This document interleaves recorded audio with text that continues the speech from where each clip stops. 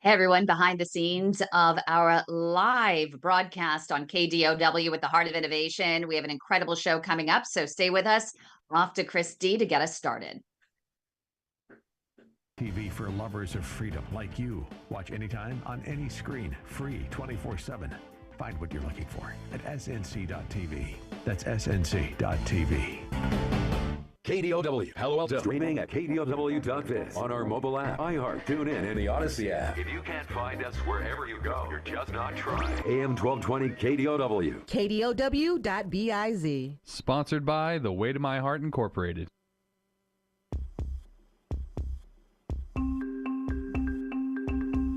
Welcome to the Heart of Innovation, 60 minutes that could save life and limb with new breakthrough ideas and innovation changing the healthcare landscape.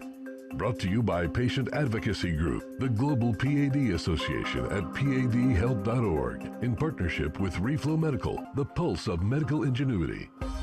Here are your hosts for the Heart of Innovation, Emmy Award-winning journalist and founder of the Global PAD Association, Kym McNicholas, and interventional cardiologist and founder of Save My Piggies Health and Wellness, Dr. John Phillips. I hear that the obesity epidemic and the diabetes epidemic are on their way out. Hello, I'm Kym McNicholas, and welcome to the Heart of Innovation. We have an amazing guest coming up, an endocrinologist from NYU Langone in New York City. So this is going to be a great show to head. We're going to talk about GLP-1s, we're going to talk about gastric balloons, and we're going to talk about overall weight loss and bringing your glucose down. A vascular surgeon, Dr. John, told me recently that we may not have to worry about poor circulation in the legs in the next couple of years, because the biggest risk factor in diabetes and obesity soon to be gone with the new GLP-1s and all the innovation in this space. So maybe some good news ahead. What do you think? That is a pleasant fiction, I would imagine. But that would be great. That sounds just rain on our parade, well, Dr. I mean, John. that sounds like a Trump statement, to be honest with you. I love the optimism, but we got a lot of work ahead of us. But clearly, the changes with these medications and folks, I think just being on the forefront and thinking about the obesity epidemic and people trying to be healthier will be beneficial for all of us. But gosh, to get rid of PAD in the next few years, that would be something, I would say. Yeah, no, I would totally agree. I'm excited to get things started with Dr. Manessis. So you got a moment of inspiration for us? I think so. Okay, let's hit it. Dr. John Phillips, spectacular vascular moment of inspiration. So since we're going to be talking a little bit about diabetes here, I kind of went back into the medical history books and was learning about how insulin was co-discovered and things of that nature. And Dr. Frederick Banting, B-A-N-T-I-N-G, he co-discovered insulin back in 1921. So really revolutionizing, the death sentence that was diabetes to a treatable condition. And, insulin is just a peptide. But what I thought was really cool is that, they patented to some degree the insulin molecule or whatever it was. And him and his colleagues sold the patents to the University of Toronto for $1 each, because they wanted everyone who needed insulin to have access to it. And I think that embraces and embodies what we as physicians should strive to do and achieve. Create something that can change the lives of a lot of people and then give it back for pennies on the dollar. And not to derail the conversation, but if they sold it for $1, hoping to democratize access to it, and now we still have the problem with too many people not being able to have access to it, not being able to afford insulin. Oh my goodness, are they rolling over in their graves with what's happening right now? I don't know. Let's ask the experts. Dr. Anastasios Manessis from NYU Langone, thank you so much for joining us. Do you want to chime in on the conversation? Thank you for having me. Thank you guys for organizing this.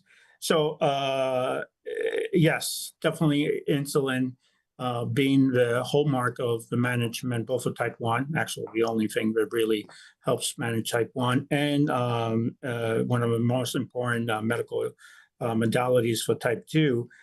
in this country became a big issue to be able to afford, just because of you have innovation, and as you have innovation, everybody looks at the United States market to be able to make up for whatever investment they have in R&D. Again, I don't want to sound like our president, as John said before, but thank God the last couple of years, we have had legislation that had made insulin much more affordable to all our Medicare recipients and our recipients who are in private, who have private insurance. So in this country, the last 2 years, we have made insulin much cheaper and much affordable. So, with all of the innovation that we are seeing in this space, particularly we've even heard with type 1 that there are advances in even replacing the pancreas. We had a patient that had her pancreas replaced. And so are we soon going to see this type of opportunity across the globe, or are there other advances in type 1 diabetic care that we could see a huge reduction in that disease? No matter what we know for sure based on the NHANES database, that NHANES database is a national health system care database that really gives us important information about diagnosis and how people really do. About 50–55% of the patients, despite all this innovation, still do not have a controlled A1C. But we're getting better. Slowly, gradually, things are getting better. And in terms of a type 1 field, okay, we definitely have a lot of technology advances over the last 10 years, I will say 15 years. And the most important technology that we have there is the generation of multiple automatic insulin delivering systems that, together with the innovation of the sensor, sensing your glucose levels, has really created something very close to a fully closed hybrid system. Right now it's hybrid, closed loop, but eventually we will have a full closed loop in the next couple of years, meaning patients will be able to eat, and they will not have to announce the meals in the pump, and the pump will give you insulin on their own. So, Dr. Manessis, can you explain to our listeners who maybe just are joining us and are super interested in the conversation, but don't know a lot about diabetes, what's the difference between when we say type 1 versus type 2, and how does that play a role with treatment?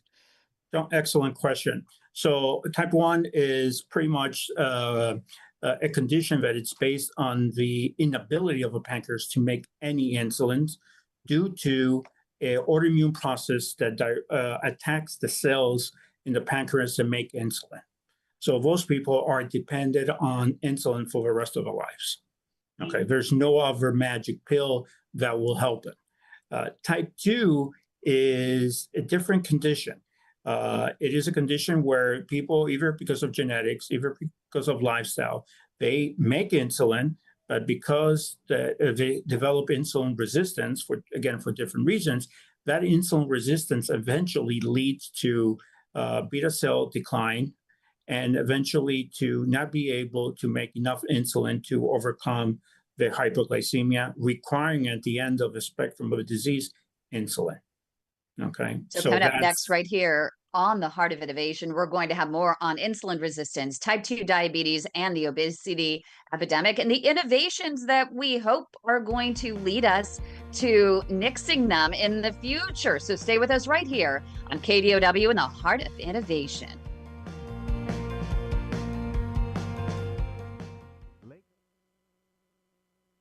Awesome. We're still live on the internet, but we are on commercial break on KDOW in the San Francisco Bay Area. So just an FYI. Where should we take the conversation in the next segment? What do you guys want to talk about? I think focusing really on the type 2, the obesity epidemic. And here's the thing is, with all of these drugs, we even had a question yesterday for Dr. Danziger, our diabetes reversal doctor, and he And the question was basically, I'm on these GLP-1s, so do I have to worry about what I eat anymore? I mean, I love my chips, I love my candy, love my sugar. I mean, I'll just eat less of it, but I'm still going to eat it. So the UPFs, the ultra processed foods, there's still going to be an issue. And even with all of these drugs and all of these, there's also the new gastric balloon I just heard about. Not sure how familiar you are with that, Dr. Manessis, but I mean, with the ultra processed foods, are we still going to have a problem? And so that's kind of what I was thinking to go with it. Okay. Yes, we're still going to have a problem. So maybe we can start with, I'll just open it up and bring it back to, let's talk about, type 2 diabetes. What are the numbers? How many Americans have it? The pre-diabetics, go through that whole process, and we can, I guess, just let the conversation 30 seconds. evolve. I think that one of the problems still is, and I'm curious, even Dr. Manassas' thoughts, that still too many primary care doctors brush off pre-diabetes because I'll still have patients like, oh, he's just a pre-diabetic. Absolutely. She's just a pre-diabetic. So I think that's a problem, and we need a campaign to solve that. But that's the time when we should intervene, actually. And that's where the message comes out, starting early. AM 1220 KDOW. Welcome back to the Heart of Innovation. For more on today's topic, go to theheartofinnovation.org. That's theheartofinnovation.org. Once again, here's Emmy Award-winning journalist Kym McNicholas and interventional cardiologist Dr. John Phillips. Welcome back, everybody. Happy Saturday. We are continuing our conversation about diabetes and new treatment methods out there, and really trying to raise awareness with Dr. Manessis out of NYU. So, Dr. Manessis, let's talk about type 2 diabetes, the one where you make the insulin, but you become insensitive to it. What are the numbers out there? How many Americans have it? How many Americans have pre-diabetes? And, what are we going to do to combat this epidemic? Because I see it all the time, and as a plumber, our folks that have coronary disease, peripheral arterial disease, big time risk factor is diabetes. Excellent question. Right now, based on data from 2023, there's about 10% of the population in this country, which is about 35 million people, have been diagnosed with type 2 diabetes. Again, we're talking about a couple of years ago. And that does not include the pediatric population, which we're seeing a big incidence in type 2 diagnosis that has doubled since 2000. Why? Again, because of all the obesity epidemic. So to make this more clear to our audience, the number of people with type 2 diabetes is projected to increase significant in the coming years. How much? In the pediatric population, probably will be between 2 to 8 times more, okay, by the year 2050, 2060. Again, those patients the pediatric patients develop diabetes at an early age, so they're going to have a disease burden that will last more. They're going to have an increased lifetime disease exposure, and there is dynamic modeling that we use that we can estimate or predict. I say that instead of 1 to 10, maybe 1 to 6, 1 to 7 U.S. adults will be diagnosed with diabetes by 2060. So those are dramatic numbers. Just to be clear, the pediatric population, those are children who make insulin, right? This is not type 1. Absolutely. So is this obesity too, and immobility and being glued to your phone? Social media, and a very significant rise in the incidence of type 2 diabetes, even before COVID, but of course after COVID, and the social implications of that has resulted in significant increase in the incidence of type 2 diabetes. Oh my gosh, that is not good news. So what I said in the beginning, that was according to a vascular surgeon that I spoke with, that the diabetes epidemic is going to go downhill. The obesity epidemic is going to go downhill. Is it just that people are not concerned about eating all of these ultra processed foods? Yes, I said it, UPFs. And they're like, we have a pill for that now, so I can eat what I want and I'll just take the pill. And we're going to have an entire generation of just pill dependent people for type 2 diabetes, and it's just going to be a way of life. Eat what you want, take a pill. That's disconcerting. Yes, it's disconcerting because you're going to reach a point that, oh, okay, I can use a pill or an injection to help me control my type 2 diabetes. But at the end, Kym, what happens here is you have to figure out that the younger the age of the diagnosis of type 2, the much higher the lifetime disease exposure. So we're talking about patients here that will have years of diagnosis. They're 14 years old, get diagnosed with type 2 diabetes. That means in the next 30, 40 years, they're going to develop the complications, both macro and microvascular complications. And so we have to be more aggressive, and we have to target that disease group much more effectively as early as possible. And diet is a major implication. Otherwise, they're going to be on medication for the rest of their lives. Is this a preventable, like if we really got behind this, is this a preventable disease, type 2 diabetes? It is a preventable disease as long as we act quite proactively. Okay. And that means our kids have to become more available. We have to serve better food in schools. We have to teach our kids about micronutrients. What does it mean? How are implicated in the metabolism of glucose? We have to make them much more active lifestyle. They have to be more sports. So there's kids out there, they do very well.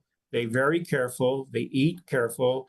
Okay, they are in a low carb, low fat diet. But there is people, and we see that every day in the clinic, that they come in and we're talking about morbid obesity on 17, 18 years of kids, which is really, unbelievable.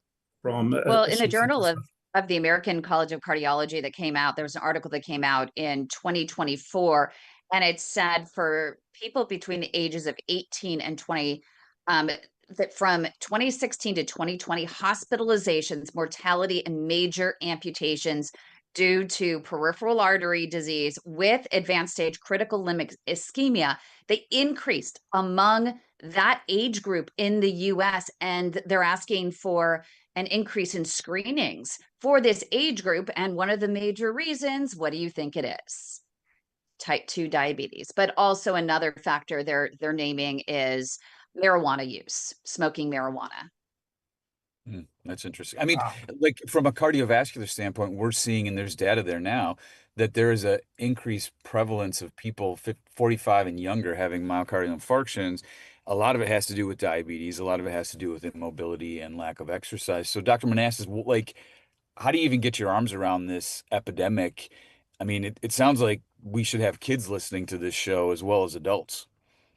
Yeah, the same way they're listening to everything else on TikTok or in Instagram, I guess kids do.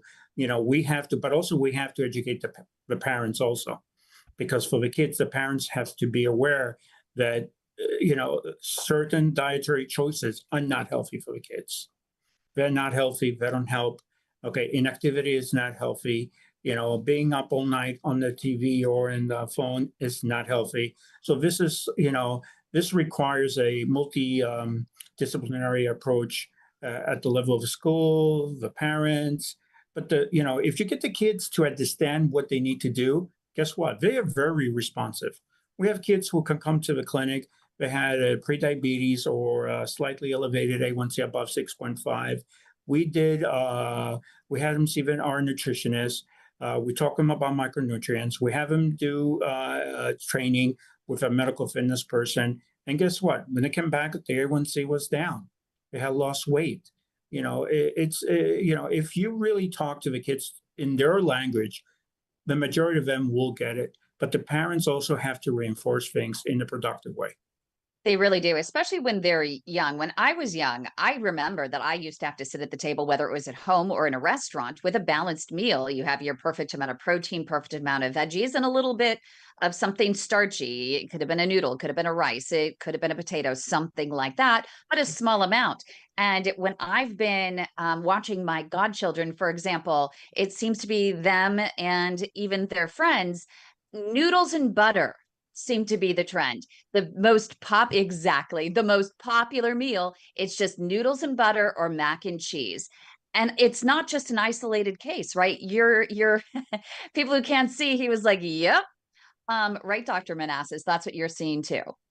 We see that every day. And Wow. it's interesting, even for patients who do have, the disease, they are well controlled or somehow well controlled, and you still see them, behave in a way that really you expect them after all this years and all this efforts that they will not eat certain things. But you know what? The appetite sometimes has greater power than actually the control of not eating certain things that are really harmful to our body. Well, coming up next, right here on the Heart of Innovation, we're going to get to some of the new innovations that Dr. Manassis is most excited about going forward to help get our type 2 diabetes epidemic under control, but also obesity. So stay with us right here on KDOW. Don't go away.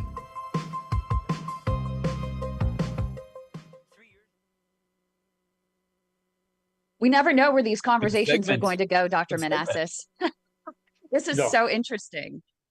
No, but the kids is, of course, the big pharmaceutical companies are aiming after the kids because that's a big healthcare issue or crisis that will get worse. But it's interesting now, the GLP-1s, for example, they have been approved for kids also. Anybody above 10 or 12 years of age. I think Manjaro is approved for kids above 10 years of old and above for type 2 diabetes.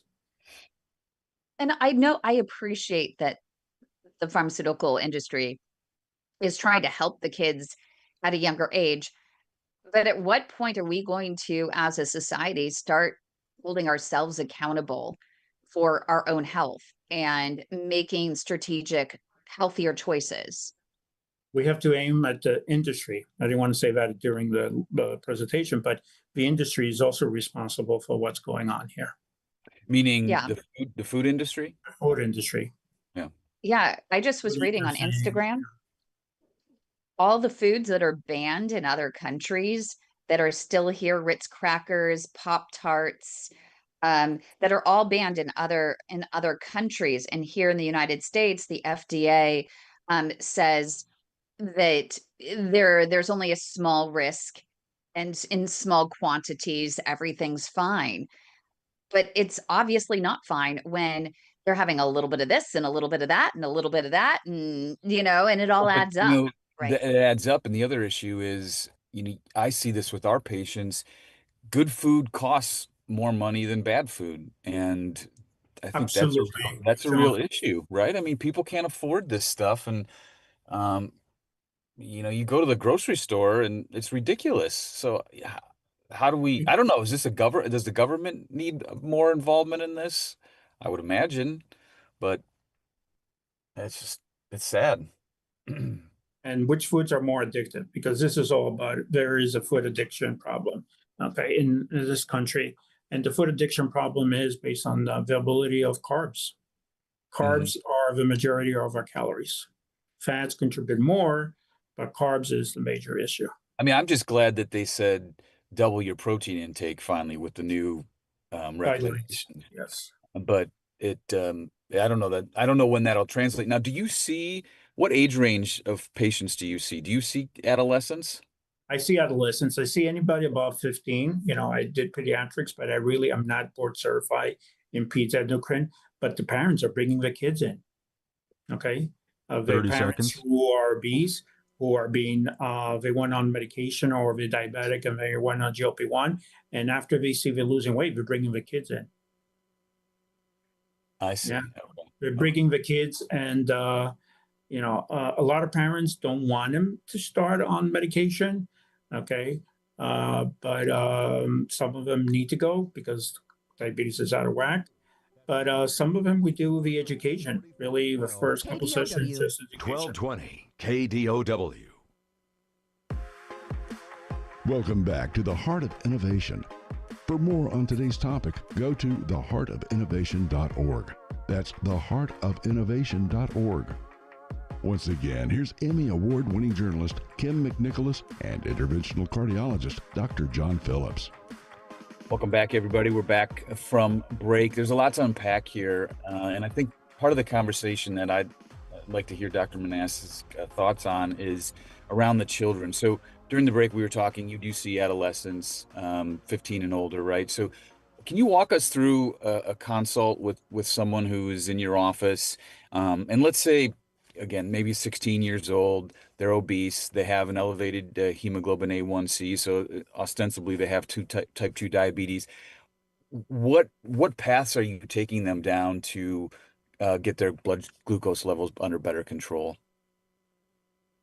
The first thing I try to do is I try not to be condescending to them. I try really to open the discussion so they feel comfortable, because you have to realize those 15 years old, they will have the parents in, and the parents will direct the discussion a certain way. What I try to do is I try to open the discussion about things that may not be relative to the reason, about school, about sports, about teams. So the discussion can become a little bit more liberal, and people can be able to feel free to discuss. And then we talk about the reason why they're here, and I try to explain them what type 2 diabetes is, and I usually draw them, and I explain to them what happens when we get diagnosed. We probably have it for at least 4 or 5 years, and then what happens after years, 10, 15 years, how we develop microvascular and complications.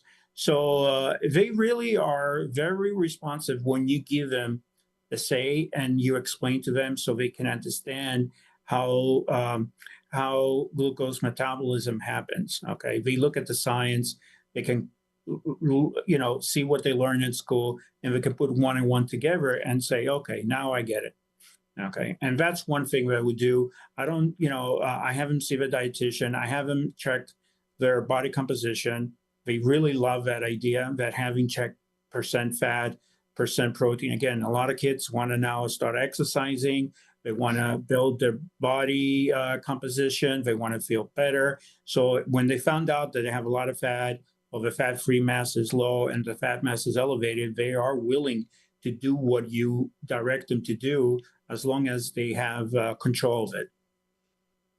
In a recent interview that we had with one of your colleagues, Dr. Jean Chen, who's one of your diabetic educators, and you can go to, for those listening, youtube.com/the way to my heart to find the interview with both Dr. Chen and Dr. Manessis, where we talked about Dr. Manessis distributing these continuous glucose monitors to every single child in high school during a nutrition class. We all had to take a nutrition class. And just as they have other things, for example, in my school, we had to couple up and pretend like we were caring for a baby and we had our sack of flour.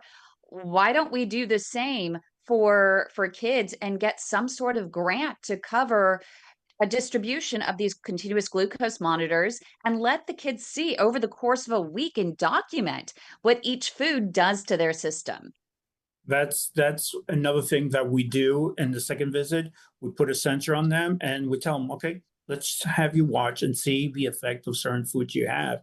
So you can see which foods really have that high glycemic index that will raise your sugars more. So you would know personally which foods to avoid or to control the amount of you having next time. So they definitely really appreciate the sensor. And you're bringing up a great point for patients who there's definitely data to support that.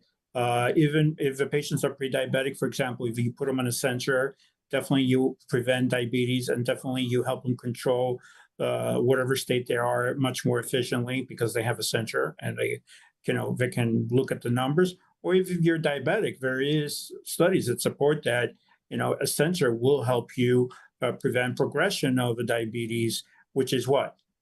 The most important thing in management of type 2 diabetes, we want to first prevent progression, because diabetes is a progressive disease. Okay. And unfortunately, by the time we diagnose them, they already have it for years. So if we can prevent progression, then we can start working on the opposite way to decrease the A1C and hopefully put them in what we call now in the diabetic field in remission. Remission means, the A1C is normal, but they might be on medication. Okay. And there's still a big debate over whether carbs or fats are really the best, or protein are the best ones to fuel the energy, for people. And we still kind of hear it go back and forth, right? And what about those kids that when they're younger and they're athletic and they're active, they have high metabolism rates, and the parents say, well, they can eat as much carbs and carb load as much as they can, and the coaches that say carb load as much as they can, and then they get older into their 20s, they're not as active, and they're still adopting or maintaining the same habits of carb loading, and carbs are addictive. So when they're kids, they might have burned them off, but as they get older, they maintain that same addiction to carbs because they were taught to eat them when they were younger. What happens to them? They become diabetic awfully quickly, don't they? Absolutely. That's why diabetes and obesity are considered chronic diseases. They don't go away. Yeah. Because our brain, our food center in our brain, the hypothalamus, learns that we have to eat a certain amount of calories, despite we are already overweight and obese. Okay, so there is a mismatch there between what we need to eat, which is much less food intake, and what we are eating. Okay, but the brain says, okay, this is how many calories. There is the addiction theory there that does not prevent us from controlling how much food we take. And that's where the GLP-1s come into the picture, because the GLP-1s or the combo GLP-1 GIP can help us decrease that food intake. Well, coming up next right here on the Heart of Innovation, we're going to have more on GLP-1s and other advances in treatment for obesity. That's next right here on the Heart of Innovation on KDOW. Don't go away. I guess I spoke a little bit too fast for GLP-1s. No, you're great. No, we need to we go into it, but also, do you know much about the gastric balloons that they just talked about? Dr. Gabe was just talking about it on his LinkedIn page a couple of days ago, Kym. Yeah. This is the one that it's done endoscopically. Okay, it's interesting, because what you can do with this is you can start the GLP-1s most likely, and then you can have the procedure, then stop the GLP-1s, and you can use the procedure as a way to maintain your weight. That's where that comes into picture. I think that's where they're going to be planning to do. But but if you have this balloon, risk, isn't the problem like once I thought I remember, like, once somebody got on insulin as a type 2, it's really tough to come off of it, right? Like yes, depending on how long they have the disease. If they've been diabetics for 20 years, they'd be treating with these oral medications. When they go on insulin, the pancreas is already shutting down. But with GLP-1s, you see patients that are able to get off insulin. Are they able to get off the GLP-1 then, or is that's a lifer? Okay, you're a lifer. That's a lifer. Okay, that's a lifer, and it's a weekly injection compared to a daily, or now we have a weekly insulin. Okay, but that's a lifer. Yeah, because the GLP-1 not only decreases the food intake, but makes your pancreas produce insulin more efficiently, because it removes all the fat around your pancreas, and there is less, the incretin effect is more effective. And by making that more effective, enhances your insulin secretion. And by enhancing your insulin secretion, of course, improves insulin sensitivity at the peripheral tissues, so you can burn better, which leads to lower sugar levels. And the other thing it does is reduces glucagon levels overnight. So your sugars are much better when you wake up in the morning. Okay, so patients have fatty liver and they have insulin resistance, and there is a glucagon increase in glucagon levels. GLP-1s do that. They decrease. Right, and then in addition to the cardioprotective benefits, I I think I've been reading that there's neuroprotective benefits to some degree. We're not sure yet, but definitely there is, as GLP-1 being anti-inflammatories, because that's where it comes down. That's, what we think about the heart, what we think about the kidneys, what I think about the arteries, peripheral arterial disease, the STRIDE trial. So all this stuff is definitely coming into fruition as an anti-inflammatory, improves insulin sensitivity, improves hypoxia, improves what do you call it? Translational Obstructive sleep apnea now too. Sleep apnea also, yes. They're going to put this stuff in our water pretty soon. Yeah, we'll go back to the conversation where they wanted to put statins in our water at some point. I know. But what about the side effects? And I know that there are class action lawsuits, against GLP-1 companies. And I had a gentleman, I can't remember who it was, on LinkedIn the other day that said we should not be worrying about any of the side effects, that the benefits still far outweigh the risks when it comes to GLP-1s. And he felt like everyone should be prescribing GLP-1s. We should not prescribe it to everybody, but definitely there is GI side effects, okay? In all the studies, at least 10% of the people have some type of GI side effects, and that's because it delays gastric empty and delays gastric motility, which is how paradoxically helps you eat less. But that gastric empty can be bothersome because you can develop what? Reflux. You can develop 30 seconds. Cholecystitis, pancreatitis, and because you're not used to, because folks, from what I've heard, they're still eating as much as they normally did until they adjust it. Used to it, and they eat more than what they can hold. Yeah. The Department of Homeland Security, and effectively. So it's probably that they should have a dietitian paired with them for every single, with certain number of appointments when they're on GLP-1s. Dismiss the deal as a joke. This AM 1220 KDOW. Welcome back to the Heart of Innovation. For more on today's topic, go to theheartofinnovation.org. That's theheartofinnovation.org. Once again, here's Emmy Award-winning journalist Kym McNicholas and interventional cardiologist Dr. John Phillips. Welcome back, everybody. Dr. Manessis, let's talk about the treatment strategy now. So we've diagnosed somebody with type 2 diabetes. Walk us through your algorithm with respect to, and assume we've talked about diet and getting them plugged in with a dietitian, but if medications are necessary, how do you kind of work your way through pills versus insulin versus the GLP-1 versus some of these other things?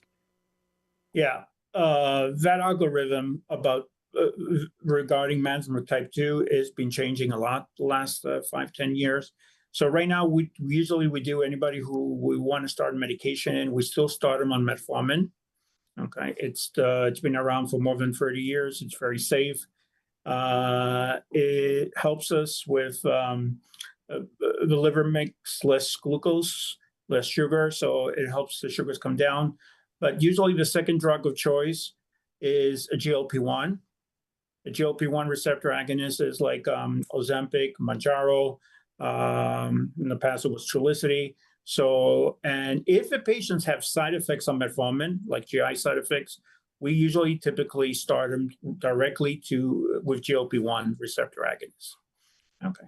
Or a second drug of choice can be, we have SGLT2 inhibitors, medications that act at the level of the kidneys and that help you spill glucose out into your urine. And those are medications like Jardiance, Farxiga, and Volcana. Those are medications that also have cardioprotective and renal protective properties. So let's say I'm one of your patients and I'm having a consult with you and you're talking about prescribing medications for me. How do I know as a patient whether or not I should be taking these medications? Yes, the doctor can prescribe all of these different medications, but maybe I might have a choice where I can control it on my own by seeing a dietitian, entering into some sort of diabetes reversal program, or increasing my exercise, versus relying upon a pill. How does Excellent that question. conversation go? The conversation really goes to, based on the presentation. If somebody comes with an A1C, let's suppose above 9, it's very difficult to send them home without really discussing the medical management of type 2 diabetes. If somebody comes in with an A1C of 6.8, okay, despite we already have diabetes, okay, you can definitely, give them a chance, put them on a sensor to see, for them to figure out what really causes, which foods they are having that causes high glycemic, that causes high sugars.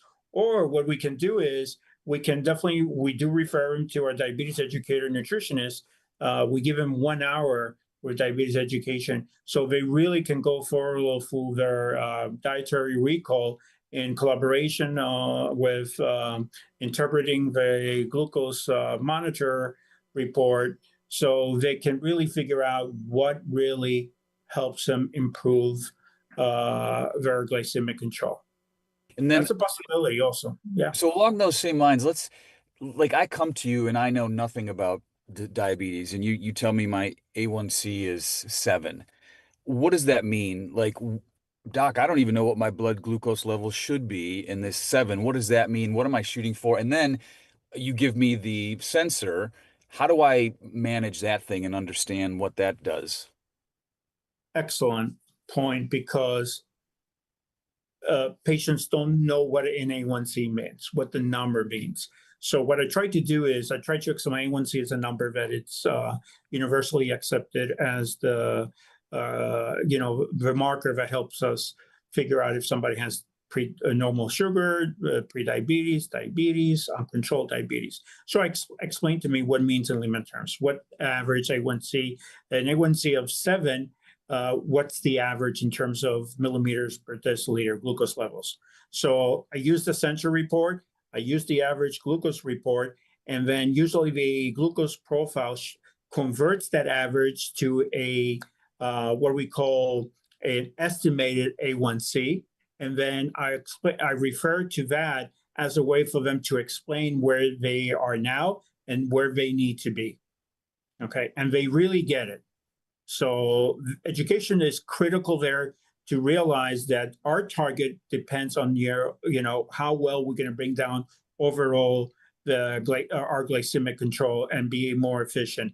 So the less than 7, it's a number that based on recommendations from the major societies. Less than 7 means really that if your A1C is less than 7, that's acceptable and beneficial. It will be beneficial to you, but depending on the age and the comorbidities, if you are even lower than 7, like less than 6.5, that will be, that's also safe and probably recommended for most of the patients with type 2 diabetes, because the lower you are, the better it is long term. And I'm still concerned just that we're going to become a society, I feel like a broken record, of dependent, people on pills. And yes, no matter what you're eating, those pills can actually artificially lower your A1C. And I just am curious, with your patients, do you find that their dietary habits at home are matching your efforts with medication therapy? In most of the cases, yes. Okay. Especially in the beginning when they have, we have a protocol. We try to get an intense training so we can able to educate the patients so they can feel like, we are paying enough attention to their needs and addressing the needs. But, taking a medication, it's not good enough. That medication has to be followed by a change in your lifestyle, change in the way you eat, change in the way you're active, because you need to have a sustained weight loss to be able to keep that A1C less than 7, for example, but also to address any other disease-modifying effects, like your Coming up next triglycerides. right here on the Heart of Innovation. We'll let you finish your thought in just a moment. And we're also going to find out Dr. Manessis' favorite advances ahead for obesity treatment. That's next right here on KDOW. Don't go away.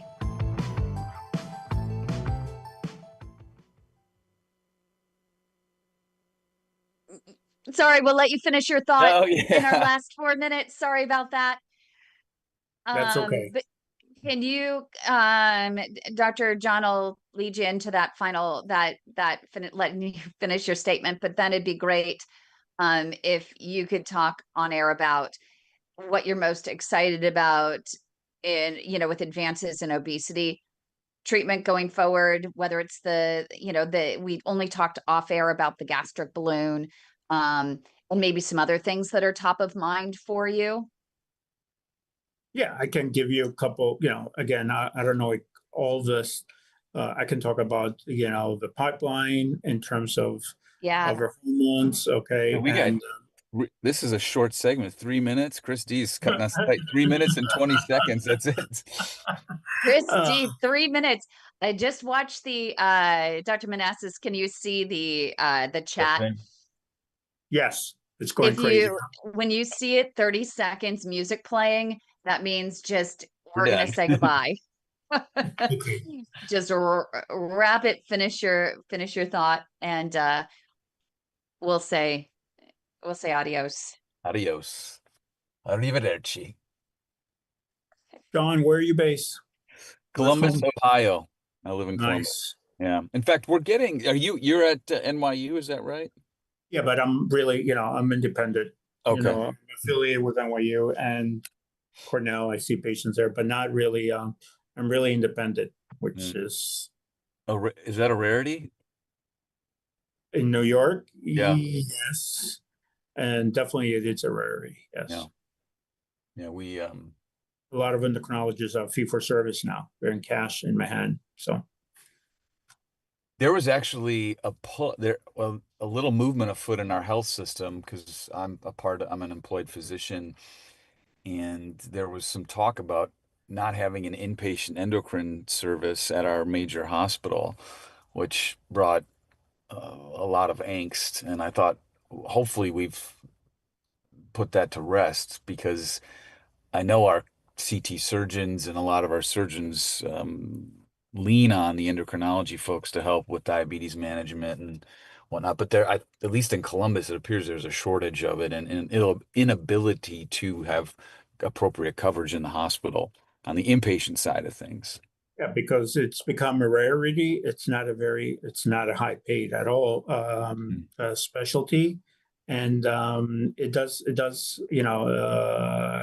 lot of hospitals they don't want to give the business out to external consultants. Right. They want to keep it in, but they don't have enough because they don't have enough endocrinology in the clinics. So usually what they do in that level, they create a MP service where patients get called, and then one of the attendings helps them manage the patients.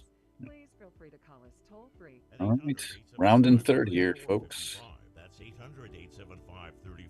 It is a quick segment. 3455. 1220 KDOW. Welcome back to the Heart of Innovation. For more on today's topic, go to theheartofinnovation.org. That's theheartofinnovation.org. Once again, here's Emmy Award-winning journalist Kym McNicholas and interventional cardiologist Dr. John Phillips. This final segment is so short. Usually my rounding third analogy works, but we're pretty much at home plate here. So, Dr. Manessis, for the last few minutes, what gets you out of bed in the morning? What kind of fires you up to say, hey, we're gonna conquer this disease sometime, hopefully in the near future? So right now, what makes me get up is the success of my patients. I look forward to seeing the patients doing how well actually they're doing, because I really feel like with the advent of diabetes technology, the new medications, and us being a little bit more aggressive in how we approach the management of type 2 diabetes, we have been able to really see significant success. So that's a positive thing. So that gives us the power and inclination and to continue and help the patients who are not well controlled. And that's where we should focus. We should focus on the people who are not controlled, because the people who are well controlled, most likely they're going to do well for the rest of their lives. The ones who are not is the people that we should target, because those are risks of have a higher risk of developing or progressing into severe complications. So what's in the pipeline for obesity treatment and type 2 diabetes that you're most excited about? In terms of type 2 diabetes and obesity, again, the GLP-1s have become, there's a big landscape of exploring the incretins.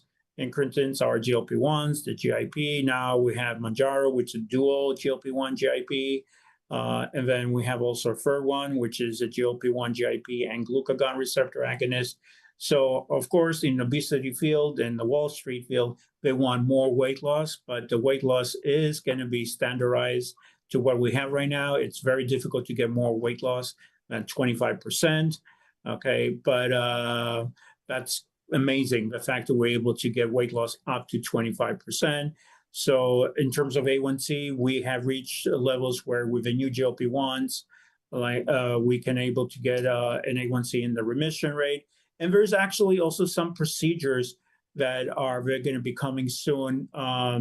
In both, for example, there is what we call a duodenum resurfacing process, where they go in and resurface your duodenum. Duodenum is part of your small bowel that helps you sense nutrients. So by doing that, you're able to get a better response of in terms of the endogenous GLP-1. So it's a process that can be effective in both type 1s and type 2, and the obesity field.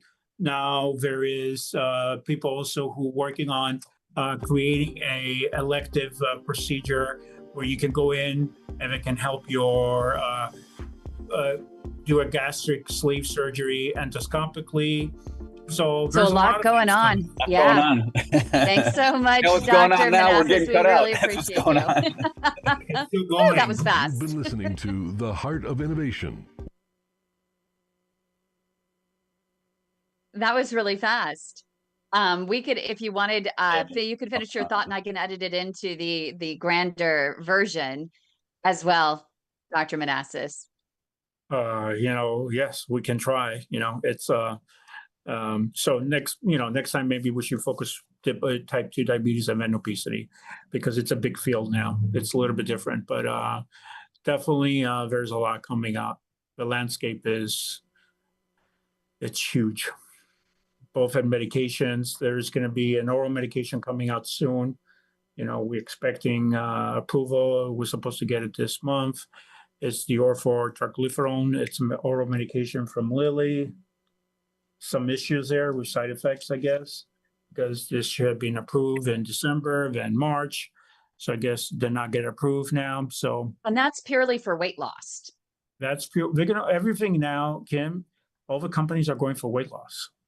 It's interesting because the GLP-1s in California, one of my patients received a notice from the California version of Medicaid, and it said that it's no longer going to cover GLP-1s for weight loss, that you need to focus on exercise and diet. And it actually stated that inside the letter that went out to the patient. And I mean, that's sad. If people need a medication to help them, now you're saying, well, aside from GLP-1s, there are going to be other options that will become available. Actually, under the current administration proposal or agreement they had with Medicare and Medicaid, will be able to provide those medications at a much cheaper rate. So Medicaid and Medicare will be able to buy those medications and then provide it to the patients at a much cheaper rate right now. And because right now, Medicaid, you cannot get those medications for weight loss. Yep. So, no. And, talk about, you said that there is a lot more in the pipeline for weight loss. And that includes, I know we talked offline for a moment about the gastric balloon. Would you share what you know about that. In terms of a gastric balloon, what I know is that by inserting a balloon in, what you do is you are full, you make your stomach feel fuller, so you eat less. That's pretty much it.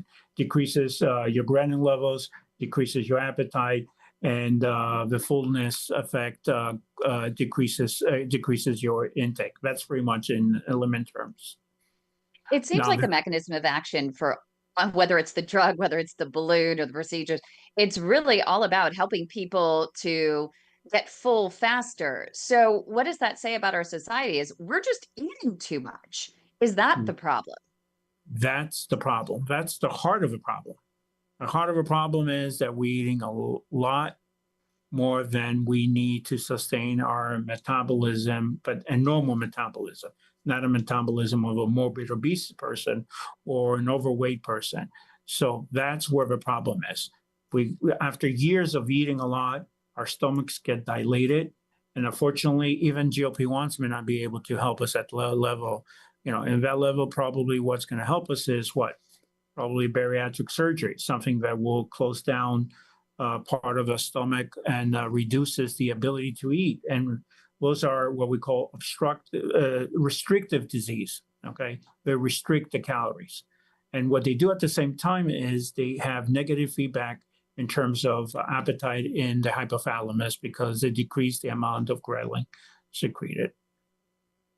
Do you think that we need to promote fasting or intermittent fasting a little bit more?